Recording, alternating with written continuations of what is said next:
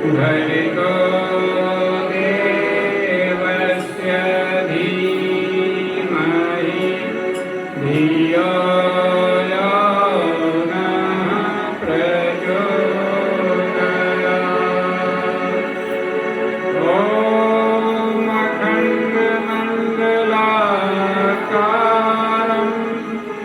व्यापृतं येन चराचरं तत्पदं दर्शितं येन तस्मै श्रीगुरवे नमः।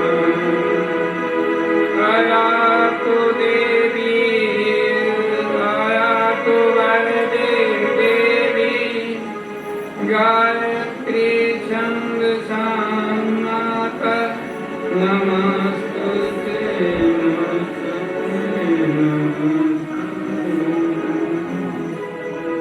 सिया राम मैं सब जग जानी करहूं प्रणाम जोरी जुग पानी करहूं प्रणाम जोरी जुग पानी। आदरणीय सूक्ष्म रूप से उपस्थित परम पूज्य गुरुदेव, वंदनीय माता जी, देवी स्वरूपा माता रंग बहनों, देवी तुल्य भाइयों, आप लोग इस नवरात्रा के अवसर पर जिन भाई साहब को सुनने के लिए व्याकुल हैं, वो आपके बीच आज उपस्थित नहीं है, कल से रहेंगे। आज वो मधुरापुर के लिए गए हैं, वहां मधुरापुर में भी कार्यक्रम था, तो उनको वहां भी जाना था। अभी आपने हमारे बड़े भाई साहब के द्वारा बहुत अच्छा बात आप लोगों को बताए। हमारा भाई स्वरूप छोटा जो है, आपके संगीत के माध्यम से आप लोगों को मन मोहने का काम किया। आप सभी धन्यवाद के पात्र हैं, जो इस विकट परिस्थिति में समय बहुत निकृष्ट चल रहा है, लोग धर्म की ओर तनिक भी झुकाव नहीं है, केवल बाहरी दिखावा रह गया है, झुकाव उस धर्म की ओर नहीं। उस समय में भी आपने अपने कीमती समय और धन को निकालकर इस मंदिर में आने का प्रयास किया और हमारे कार्यक्रम में सहयोग किया, इसके लिए आप लोग बहुत आभारी हैं। माताओं बहनों, अवसर अभी मिला है, ज्ञान की गंगा 9 दिनों तक प्रवाहित होगी। इस गंगा में कौन नहा पाएंगे, कौन डुबकी लगा पाएंगे, ये अवसर मिला हुआ है। कहते हैं अवसर सबको मिलता है, लेकिन जो पकड़ लेता है, जो पहचान लेता है, वो आगे बढ़ जाता है, और जो पहचानने में थोड़ा देर कर देता है, वो चूक जाता है। माता बहनों, एक मेला लगा हुआ था, मेले में बहुत से चित्र बिक रहे थे। चित्र बिक रहे थे तो लोग, हम लोगों का जैसा आदमी गया मेला में घूमते घूमते और चित्र बेचने वाले के पास पहुंचा, तो देखता है कि एक चित्र बिक रहा है जिसका आगे मुंह ढका हुआ है, बाल से मुंह ढका हुआ है और हाथ के जगह पर 2 पंख लगा हुआ। उसने उत्सुकतावश उस दुकानदार से पूछा, भाई साहब ये किस चीज का चित्र है? कहा भैया ये अवसर का चित्र है। कहा अवसर क्या होता है? कहा अवसर सामने से दिखलाई नहीं पड़ता,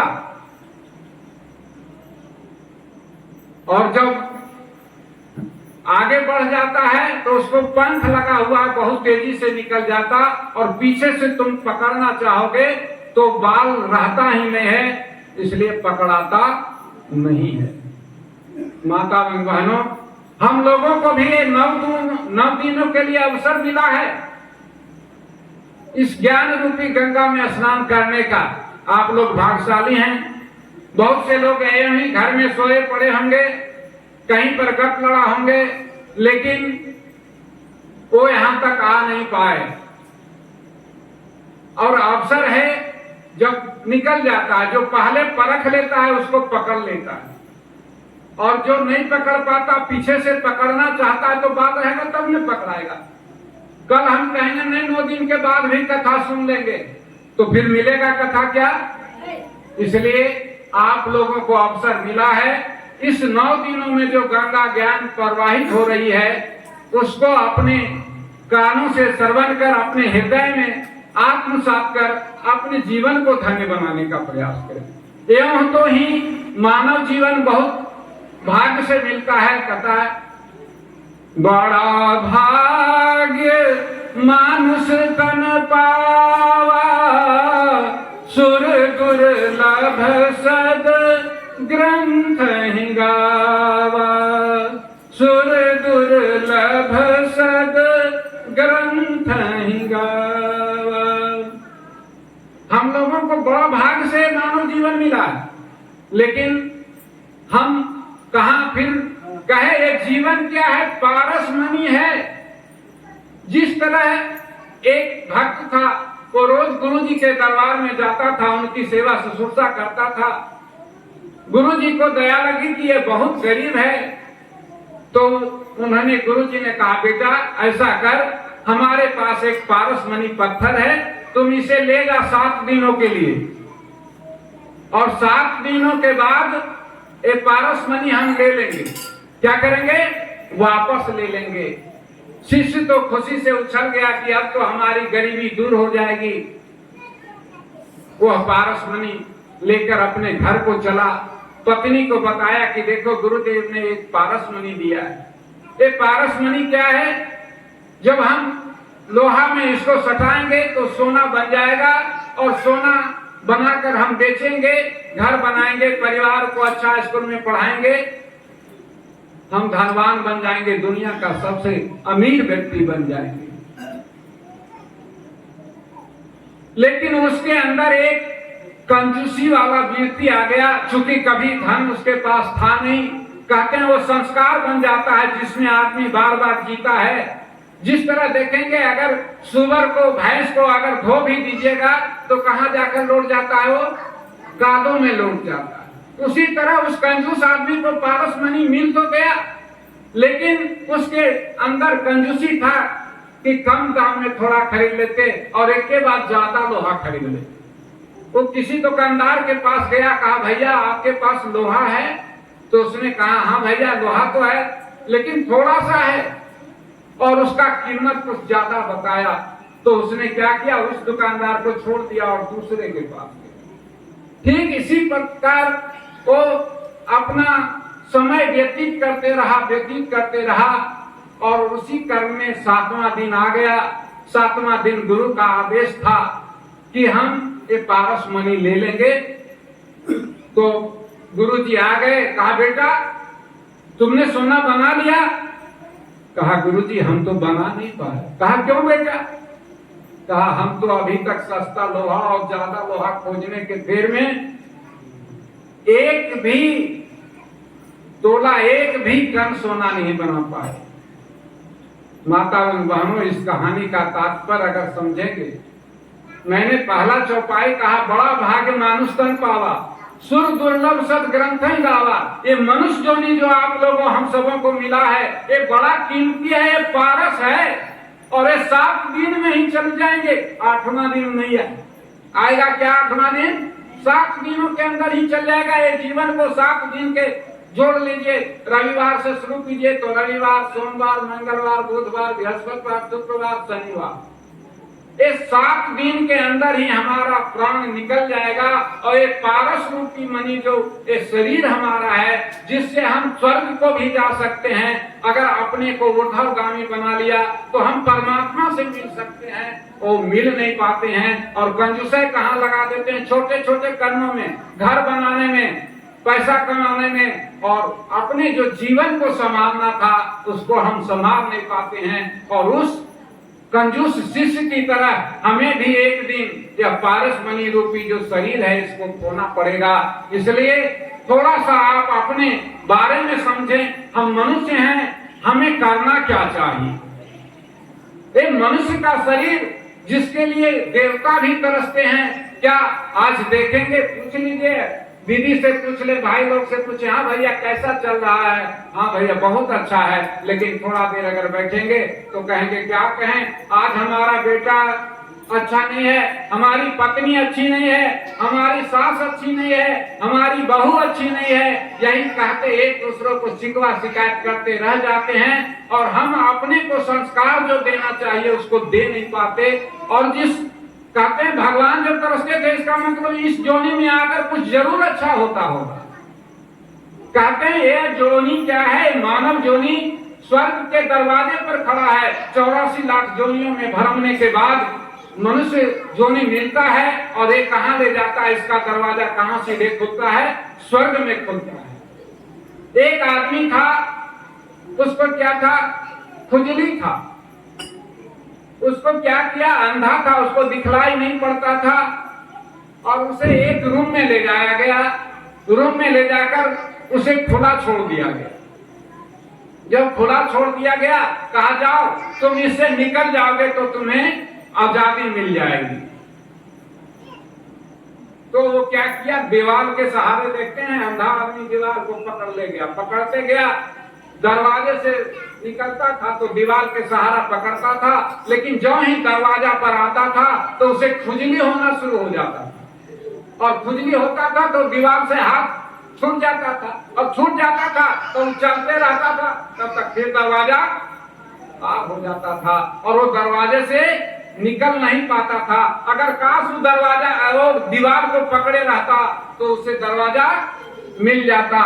लेकिन यही काम तो हम लोग भी कहीं नहीं कर रहे हैं। क्या नहीं कर रहे? क्या हमें भी लोभ रूपी खुजली लग गया है, हमें भी मोह रूपी खुजली लग गया है, हमें भी मोबाइल से प्रेम हो गया है। काश हमें भगवान से प्रेम होता तो हम उस प्रहलाद की तरह जो 8 वर्ष में ही भगवान को पा गया। माता बहनों, हम आप लोगों को ज्यादा समय लेना नहीं चाहते हैं, आप लोगों को थोड़ा सा कुछ दृष्टांत देना चाहते हैं कि आपने नवरात्रा किया, क्यों किया? अगर इसको पूछा जाए तो क्या है, आप बता पाएंगे? बताइए आप लोग क्यों नवरात्रा कर रहे हैं, क्या उद्देश्य है? और नवरात्रा में पहला किस देवी का पूजा होता है? शैलपुत्री। शैलपुत्री कौन थी? राजा हिमाचल की कन्या का नाम शैलपुत्री था। पूर्व जन्म में वो सती थी, उनका शंकर से शादी हुआ था, लेकिन जब उनके राजा दक्ष पिता थे, यज्ञ कर रहे थे और शंकर जी को न्योता नहीं पठाया था, पति को मना करने के बाद भी वो सती अपने पिता के घर जब यज्ञ देखने के लिए पहुंची तो यज्ञ मंडप में जब घूमी तो कहीं शंकर का स्थान नहीं मिला, तो उन्होंने दैव योग से अपने शरीर को भस्म कर लिया और उसके बाद उनका जन्म दोबारा जो हुआ तो राजा हिमाचल के यहाँ हुआ और शैलपुत्री कहलाई। लेकिन उन्हें एक ही था, तो जी जन्म लगे रगर हमारी, बरो संभनत रहूं कुमारी। एक ही विश्वास पैदा किया कि हम जब भी ब्याह करेंगे तो किससे करेंगे? शंकर से करेंगे और उसके लिए उन्होंने तप साधना की। हम लोगों को भी विश्वास नहीं है, गायत्री माता का पूजा कर रहे हैं, दुर्गा माता का पूजा कर रहे हैं, हनुमान जी का पूजा कर रहे हैं, लेकिन ये विश्वास में जगता है कि हनुमान जी हमें कुछ दे देगा, गायत्री माता दे देगी, दुर्गा माता दे देगी, हमें ये विश्वास में जगता है। पहला सवाल है, हम अगर जिस देवी के पूजा करते हैं तो उसका है पहला कर्तव्य हम लोगों का कि हम अपने अंदर विश्वास पैदा करना। हम दुकान खोल रहे हैं तो हमें विश्वास होना चाहिए कि दुकान चलेगा, और हम पहले अगर मन में कहीं आ गया दुकान खोल रहे हैं पता नहीं चलेगा कि नहीं चलेगा, तो हमारा मनोबल क्या होगा? घट जाएगा।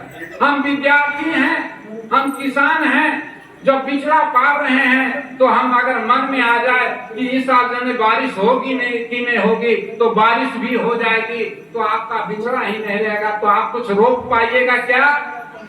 इसलिए पहला अपने अंदर विश्वास पैदा कीजिए। एक कौन कहती है? माँ शैलपुत्री, जो प्रथम दिन जिनका दुर्गा का पूजन होता है। अपने अंदर विश्वास पैदा कीजिए कि जो भी काम करेंगे निश्चित उसमें हमारी सफलता होगी।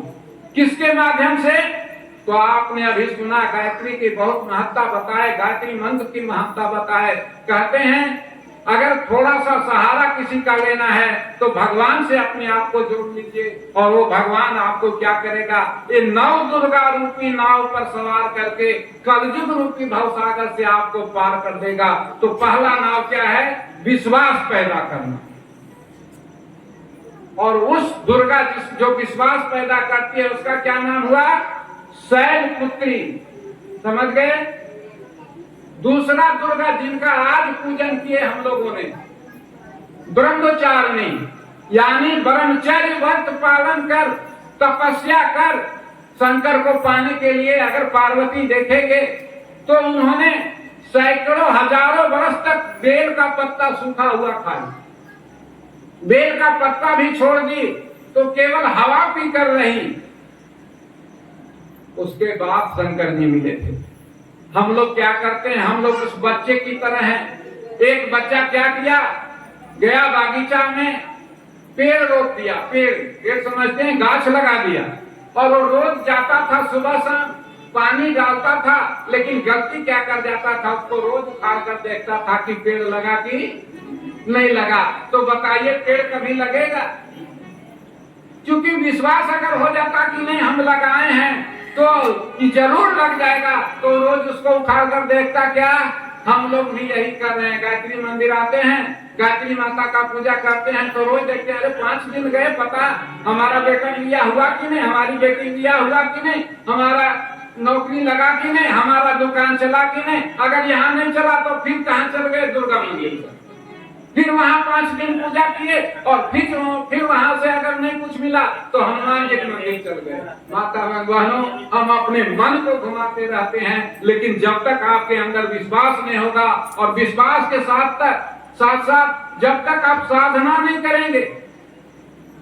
अभी बता रहे थे भाई साहब, कर्म प्रधान विश्व रचि राखा, जो जस करहि तस फल चाखा। तो हम अगर बेल रोपेंगे तो उसमें बबूल आ जाएगा क्या? हम आम रोप देंगे तो उसमें कांटा लग जाएगा क्या? लगेगा। लेकिन हम लोग तो यही कर रहे हैं, नहीं साधना कर लेंगे, गायत्री मंत्र का अनुष्ठान कर लेंगे, लेकिन किसी को गाली देने का बारी आएगा तो दे देंगे, किसी को तू तमेचा लगाने का आएगा तो दे देंगे। क्या यही हमारा साधना है? हमारे विद्यार्थी जीवन में थोड़ा सा अगर सुखें, विद्यार्थी भी हैं तो हम डॉक्टर बनना चाहते हैं तो जो डॉक्टर का पढ़ाई पढ़ाता है उसके पास जाना पड़ेगा कि चल जाएंगे, जो इंजीनियरिंग का पढ़ाई पढ़ाता है उसके पास तो हम डॉक्टर बन जाएंगे क्या? तो अपने आप को साधना, कोई चीज लक्ष्य निर्धारण कीजिए और उसके बाद अपने आप को साधिए, तब क्या होंगे? आप अपने लक्ष्य को पा सकते हैं। इसलिए तपस्या ब्रह्मचारिणी में क्या है? इंद्रिय संयम। हमारा खान पान इंद्रिय संयम, अर्थ संयम, विचार संयम और समय संयम। सबसे कीमती क्या है? जो हमने कहा मनुष्य जोनी मिला है। आप स्वर्ग यहाँ से जा सकते हैं, लेकिन पतन होता है तो कहाँ चल जाता है? नरक। स्वर्ग और नरक कहीं आसमान में नहीं है। स्वर्ग और नरक आपके घरों में, हमारे घरों में, हमारे अंदर है।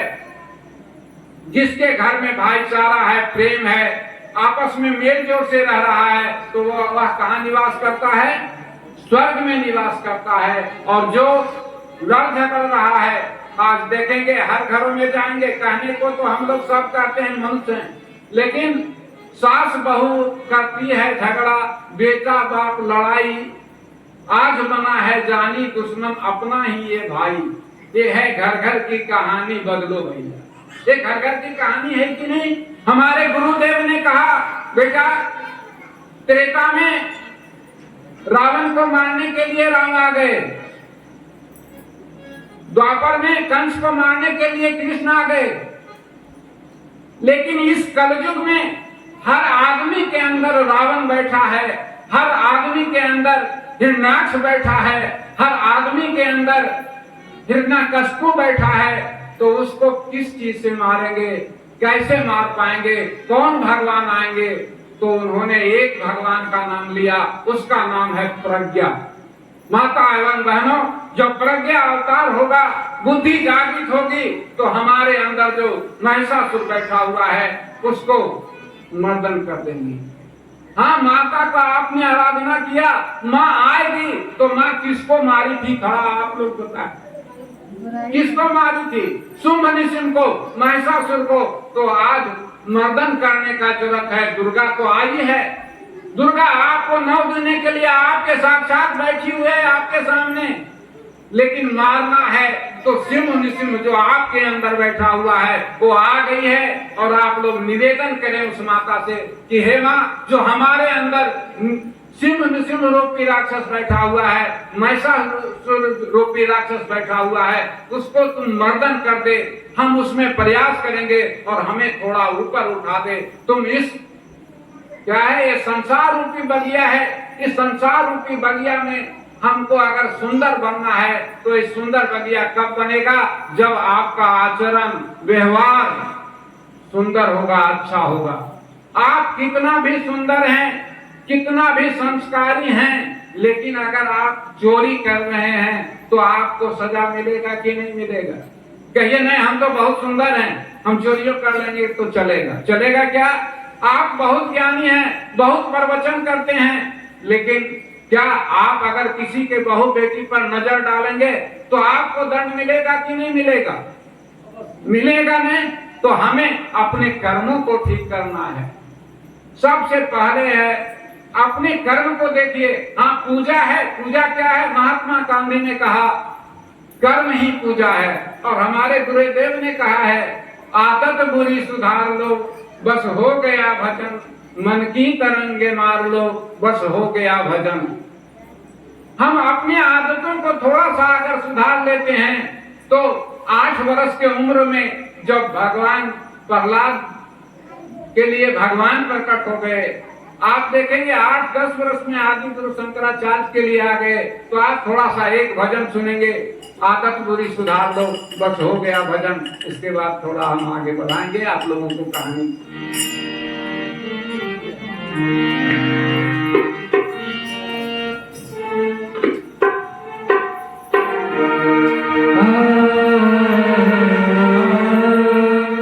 मन हमेशा पतन की ओर जाती है, जल हमेशा ढाल की ओर बहती है। जल और मन का स्वभाव एक ही है, जल यंत्र से होकर ऊपर उठता है और मन मंत्र से होकर ऊपर उठता है। आदत बुरी सुधार लो, आदत बुरी सुधार लो, बस हो गया भजन भजन। आदत बुरी सुधार लो, बस हो गया भजन भजन। आदत बुरी सुधार लो, बस हो गया भजन भजन। आदत बुरी सुधार लो, बस हो गया भजन भजन। मन की तरंगे मार लो, मन की तरंगे मार लो, बस हो गया भजन भजन। आदत बुरी सुधार लो, बस हो गया भजन भजन। आदत बुरी सुधार लो।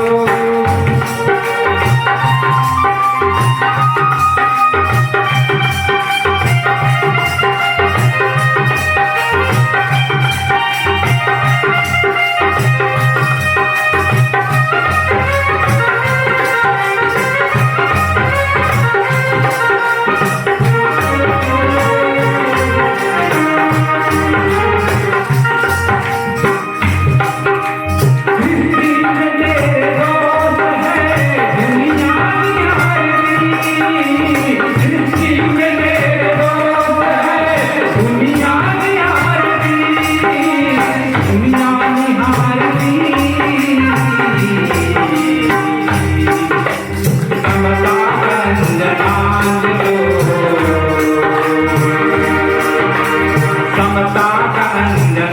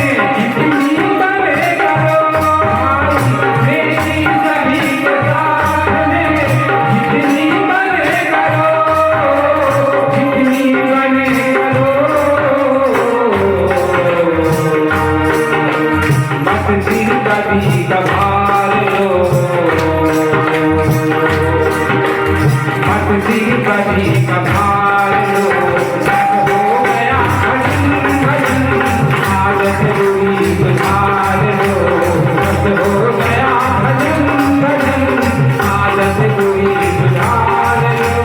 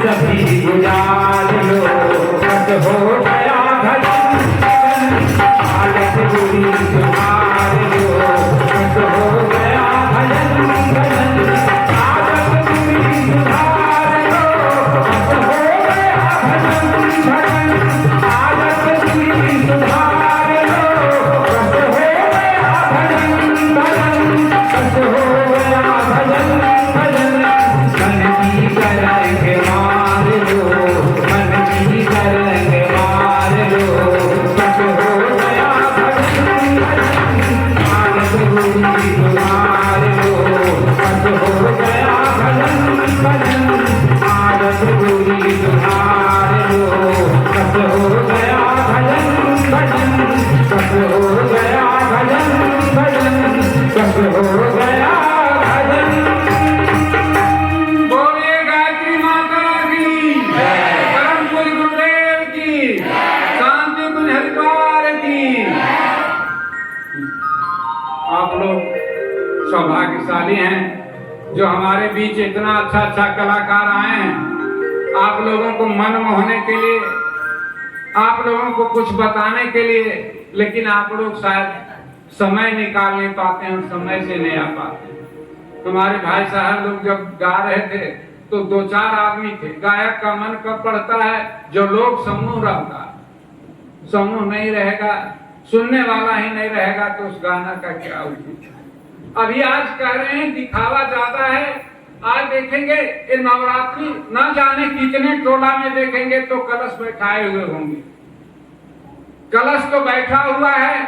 हम एक दिन के लिए अभी पीला चादर ओढ़ लिए हैं, पीला सब कुछ हो लिए हैं, लेकिन कल अगर देखेंगे तो फिर मार काट भी हमारे जीवन में आ जा रहा है। माता बहनों, हमने दुर्गा को कहा दुर्गा आई दुर्गा आकर संहार किसका किया, तो बुराइयों का उन्होंने संहार किया।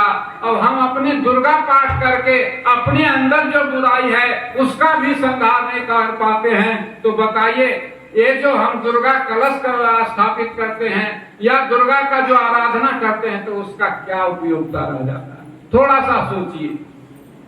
एक क्या था, एक राजा था, उसके यहाँ एक गुरुजी रहते थे। गुरुजी को बहुत राजा आदर सत्कार पूरा करता था। राजा के यहाँ था तो गुरुजी को कोई कमी किसी चीज की नहीं, पूरा खाने पीने का, सोने का सारा ध्यान रखते। गुरुजी को लगा कि ये राजा जो है किसका आदर सत्कार करता है, मेरा करता है कि मेरे कर्मों का करता है, इसकी परीक्षा लेनी चाहिए। गुरुजी राजा को कुछ नहीं बताया, मन में सोचा कि अरे जैसे लोग आप इन्हीं के यहाँ जाते हैं तो आदर सत्कार करता है तो लगता है मेरा कर रहा है नहीं। तो उनको गुरुजी को भी लगा कि किसका आदर करता है, थोड़ा सा इसकी परीक्षा लेनी चाहिए। तो उन्होंने क्या किए, वो राजगुरु थे ही, राजकोष हुआ करता था पहले जमाने में राजा के यहाँ। राजकोष से जाकर वो 1 स्वर्ण मुद्रा रोज निकाल लेते थे। क्या करते थे, एक सोने का जो सिक्का होता था वो राजकोष से निकाल कर अपने यहाँ गुरुजी रखते थे। एक दिन रख लिया, जो मुंशी था कुछ नहीं बोला, कहा राजा का गुरु है भाई, इनको हम क्या बोले।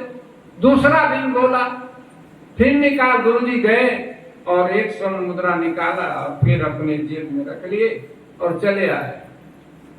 उस दिन भी लगा अरे चलो गुरुजी हैं, कोई बात नहीं है। तीसरा दिन हुआ,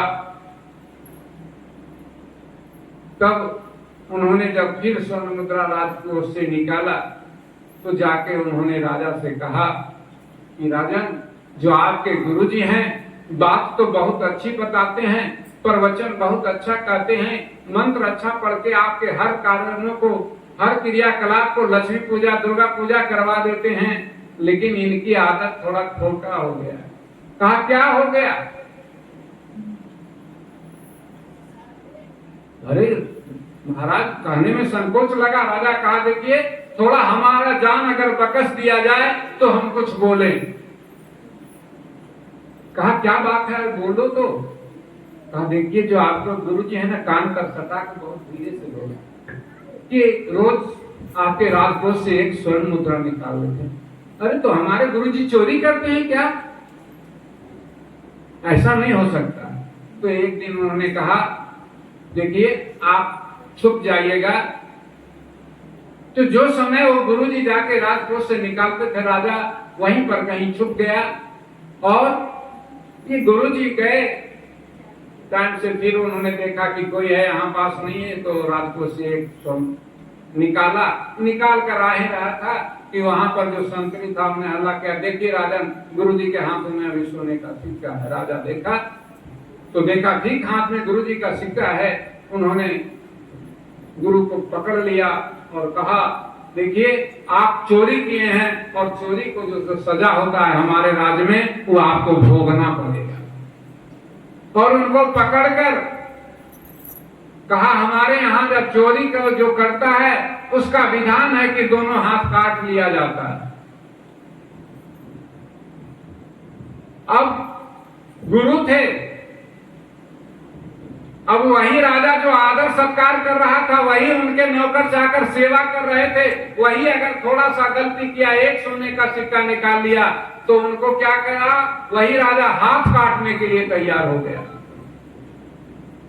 माता बहनों, हम लोगों का भी राजाओं का कोई राजा है जो इस धरती पर हमें भी कुछ अपना सुधार करने के लिए, समाज को कुछ बताने के लिए हम लोगों को भेजा है, और हम उस राजा के अनुशासन को रोज तोड़ रहे हैं। तो बताइए हम लोगों को कौन सा सजा मिलेगा?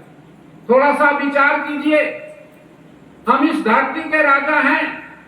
पेड़ में अगर फल लग रहा है तो किसके लिए लगता है? पेड़ खाता है क्या? गाय दूध दे रही है, किसके लिए? बीमार निकल गया है, हवाई जहाज किसके लिए?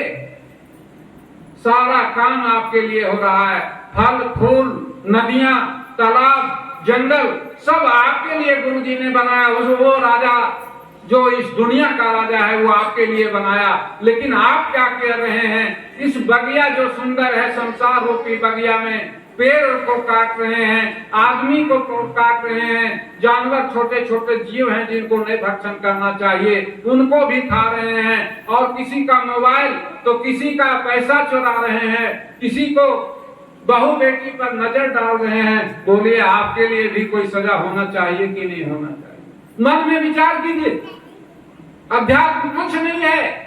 अध्यात्म अपने अंदर जो बुराई है उसको हम कैसे उसको समन कर सकें, थोड़ा सा जान जाइए। जो राजाओं दुनिया का राजा है वो भी आपके लिए कुछ तो विधान बना कर रखा होगा। वो यहाँ आपको भेजा है तो कुछ जरूर नियम कानून में बंधा कर भेजा होगा, और भेजा है और हम जानकर भी अनजान बने हुए। क्या बने हुए हैं?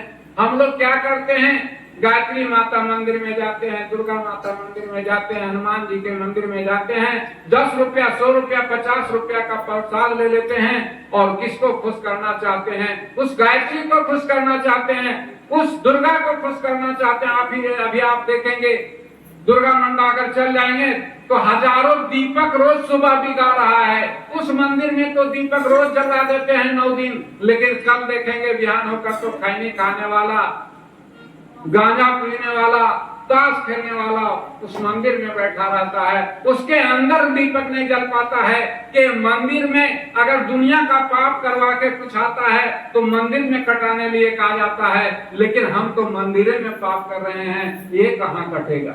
ये भी नहीं सोच पाते।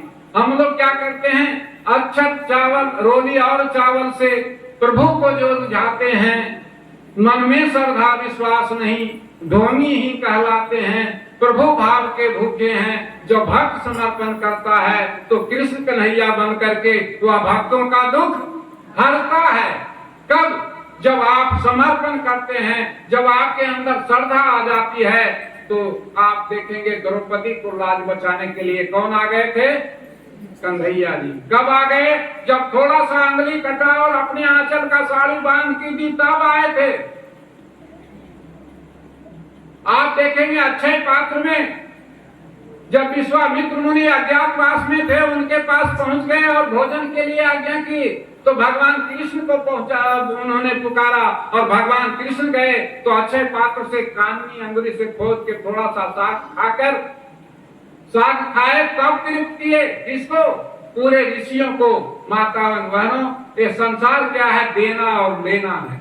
हम लोग कुछ देना नहीं चाहते, केवल लेना चाहते हैं। संसार में क्या है? हाँ, हमारी स्त्री कैसा हो तो खूब सुंदर हो, हम कितने कुरूप हो इससे नहीं मतलब है। हमारी स्त्री खूब पढ़ी लिखी हो, लेकिन हम पढ़ा लिखा हुआ नहीं हो तो यूं चले। ये दुरंगी नीति है कि नहीं है? थोड़ा सा सोचते हैं। सब सास चाहती है कि हमारी बहू सुघड़ मिले, तो बहू भी तो चाहती है कि हमारी सास सुघड़ मिले। दोनों चाहते हैं, लेकिन सुघड़ बनना किसको है? आज की बहू कल की सास, कल वो भी सास बनेगी और कल उसको भी वो गति भोगना पड़ेगा। लेकिन ये कभी चिंतन नहीं उठता कि हम सास के साथ, हम बहू के साथ अच्छा व्यवहार कर सकें। अगर काश हम लोग अच्छा व्यवहार करने लग जाएं तो हम आज बहू हैं, कल तो सास भी बनेंगे, तो हमारे साथ भी बहू अच्छा व्यवहार करेगी कि नहीं करेगी? करेगी कि नहीं करेगी? लेकिन हम लोग तो कहते हैं नहीं, अपन मैया के दूधा बाता ससुइया के क्या कहते हैं? थोड़ा समझिए इसको। कर्म फल है। हम अच्छा बनना चाहते हैं तो हमें भी अच्छा बनना पड़ेगा। इसके लिए 2 सूत्र हैं। आप वैसा काम दूसरों के साथ नहीं करें जो आपको अच्छा नहीं लगता है। आपको अच्छा लगता है कि कोई गाली दे तो आप भी दूसरे को मत करिए। आप भी किसी को, अगर आपका जेब कोई काट लेता है तो अच्छा लगता है, तो आप भी किसी का जेब नहीं काटे। आपकी बहू बेटी पर कोई नजर डालता है तो अच्छा लगता है? नहीं लगता है। तो आप भी किसी के बहू बेटी पर नजर नहीं डालें। ये क्या कहता है? कर्म सिद्धांत कहता है, और जैसा करोगे वैसा भरना पड़ेगा। इसलिए थोड़ा सा हम लोगों को अपने अंदर बदलाव लाना, और ये नवरात्रि, नवरात्रि क्या है? हमने कहा दुर्गा आएगी तो हमारे अंदर जो निशुंभ, कुंभकर्ण, कंस रूपी राक्षस आ गया है, इसको संहार करना है। तो उसके लिए क्या करना पड़ेगा? आपके विचारों में क्रांति लानी पड़ेगी। विचार क्रांति के द्वारा ही आज संभव है। हम चूंकि कोई शरीरधारी भगवान आपका अवतरण होने वाला नहीं है, वो बुद्धि के रूप में आपके पास आएंगे और आपके बुराइयों को समन करेंगे। और ये जो पाठशाला सजा हुआ है, जहाँ पर आप गीत संगीत और प्रवचन सुन रहे हैं, ये आपका बुद्धि का वह पाठशाला है जहाँ पर बुद्धि मानव बनाने के लिए पढ़ाया जाता है। हर कॉलेज जो खुला हुआ है, कोई शिक्षक बनाता है, कोई इंजीनियर बनाता है, कोई डॉक्टर बनाता है, लेकिन आप शांति कुंज जाएंगे, गायत्री परिवार जाएंगे, कोई चर्च धर्म में जाएंगे तो वो इंसान बनाता है। लेकिन हम लोग करते हैं क्या? इंसान से नफरत करते हो। भगवान क्या तुम पाओगे? भगवान को क्या तुम पाओगे? हम लोग आज तो आदमी से आदमी नफरत कर रहा है और किसको पाना चाहते हैं? भगवान को। क्या भगवान को पाना संभव है जब तक तुम अपनी आदत को नहीं ठीक कर दोगे? खुद भगवान हो तुम, ढूंढ कर देख लो। आइए थोड़ा एक भजन आप देख लीजिए। इंसान से नफरत करते हैं, भगवान को क्या हम पाएंगे? इनको आप सुनेंगे, इसके बाद आरती होगी। आप लोग कल से समय से आएंगे। यहाँ बहुत तामझाम लगाया गया है आप लोगों के लिए। आप लोगों के लिए अभी गंगा का प्रवाह हो रहा है। आप थोड़ा एक डुबकी लगा लीजिए और अपने जीवन को धन्य बना लें। इन्हीं बातों के साथ अपनी वाणी को विराम